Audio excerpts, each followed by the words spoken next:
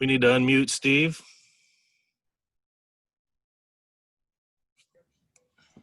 Steve, how you doing? I'm doing good. How you doing? Good. Good. You ready to do this? Definitely. It's been a All long right. time. We're gonna start with some. We'll start throwing some question at you. We're gonna start with Brandon Gibson from Rivals. Okay. Hey, Steve. We saw you back at the opening back a few years ago. It's been now a couple of years that you've been in the program.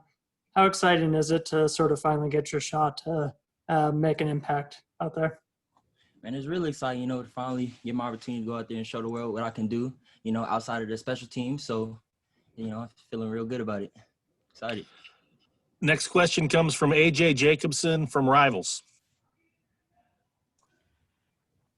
Steve, you're now one of the veterans of this defensive back unit, and it's kind of a new unit with some of the people that are, went onto the NFL or whatnot. But talk about what you are seeing so far in camp from the defensive backs and what your expectations are from your unit for this season. I see a lot of guys stepping up, like Verone McKinley, Nick Pickett as, leaders of the defense, being that, along with Diamador Lenore, being, they've been in the system and they've been on the field playing, many snaps. So, they setting the tone and they letting us know what they expect from the young guys coming up, such as myself or, the Jamal Hills. And then, expectations for the defense, it's our second year in the defense. So I expect the defense to play way faster than it did the year before. Nothing's really new necessarily aside from to the freshmen. So, as us veterans, we should just be playing fast, playing smart. So. Next question, James Crapia from the Oregonian. Steve, we're hearing looks like you switched over to the boundary. How different is that compared to what you were doing more to the field last year? What's the learning process been like there? So, going to the boundary is a shorter field compared to the field. You cover more tight ends, you're in the run fits more. So that's really the main difference. And then like to the field, you're covering, more of the quick guys majority of the time. So that's the main difference. Next question comes from Eric Sculpel from 247 Sports. Hey, Steve. Good to talk with you again. I guess just to assess where your game is now, obviously we haven't seen a ton of you through a couple of years here at Oregon, but kind of what are your strengths and what have you been working on maybe since I guess last season? I've just been really working on my hips, my transitioning, just learning, really understand the offensive schemes and really understanding, the concepts better. So then, when I'm on the field and they get into certain formations, I really could know what they're doing and I could play fast. So. Next question, Matt Preem from 247 Sports. Hi, Steve. I'm sure you showed up a couple of years ago wanting to play right away for this program. What's been the last couple of years been like from a learning experience of going from high school and being the star guy on the field to working and biding your time for playing time now? It's been a very, humbling experience, not being able to come and do what you thought you were going to be able to do. So, with that, I had to, sit back and learn a lot from the guys that were ahead of me, like the Ugo Amadis, the Nick Pigotts, the Brady Breezes. I just have to really sit back and just take it in, learn from their mistakes, learn from, their successes and, just apply it to my game. So, been a real humbling. Next question comes from AJ Jacobson at Rivals. Steve, we've been hearing a lot about you in camp, and I don't want to make you talk about yourself, but another couple of guys we've been hearing about are from your class also, sophomores, Jamal Hill, and then also I was going to ask your opinion of DJ James. So if you could talk about their games, Jamal Hill, DJ James, what you've seen out of those guys this camp. Jamal, man, he's really fast, really athletic guy, very, very smart, very intelligent on the field. So, playing that nickel position, he's, really able to play fast. He understands the offensive concepts. He understands the defense. So he's really able to go out there and play fast. And the same thing with, DJ James, he's going out there playing fast, playing smart. He had, some opportunity to play last season. So, he's not necessarily new to the game. So you really, they coming out there, they're playing fast, playing smart. They know it's their opportunity to shine. Next question from Tyson Alger of The Athletic. Hey, Steve. How would you just kind of describe the chemistry of this group? It seems like it's really just in the secondary. It seems like you guys are pretty spread out amongst like ages and classes, and especially with like Diamador coming back. You got him and Nick as kind of senior leaders, and a lot of you guys still looking to prove yourselves. Just how do you feel that blend is within that position? You know, honestly, it's really cool because, you know, we got guys that, you know, always go with the ones, and you got guys that you know, are with the twos.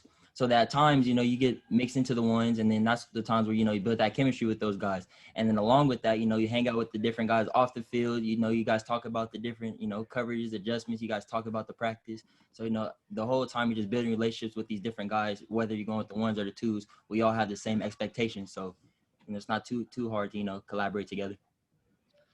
Next question, Matt Preem from 247 Sports. Steve, you brought up some of the older guys that were here when you showed up. Have any of them kind of spoken to you about your opportunity? I know Keith Hayward said he's really excited about this chance. Have you just heard from any former teammates or your friend Javon since opting out, just kind of tips or, you know, guidance for you? Yeah, you know, Javon, he's my roommate, so, you know, I see him every day, you know, while he's still in Eugene, and, you know, we you know, go out, I talk about the practice, you know, how it went, what I could have got better at, and, you know, we watch a little bit of film together, so he just tells me, you know, just play confident, play fast, and just go out there and make plays. You know, we're ball hawks, so that's what we got to do, go out there, take the ball away. And so, you know, and then I also talk with Nick, you know, Nick playing the boundary safety in front of me, you know, he just tells me, like, you know, what I got to do, how my eyes need to be, my techniques, and, you know, we just always collaborating with those guys. Next question comes from AJ Jacobson of Rivals. Nick, I wanted to flip the switch and have you be the analyst for a bit. Just tell me who's been tough that you've been having to defend in camp on the wide receiver side of things, Steve. You know, Devin Williams has been doing a phenomenal job. You know, he's very lengthy wide receiver. I think he's about 6'5", you know, and I'm on the 6-foot range. So, you know, I got to make sure I'm in position, because if I give him a little bit too much space, he has that extra length, you know, to grab the ball. You know, Spencer Webb as well, you know, one of the bigger guys, you know, so I just got to make sure I stay in position. Those dudes have great hands. They run really good routes. So those two of the guys that really been, you know, doing well. Next question from Warren Williamson of Oregon Duck Football News.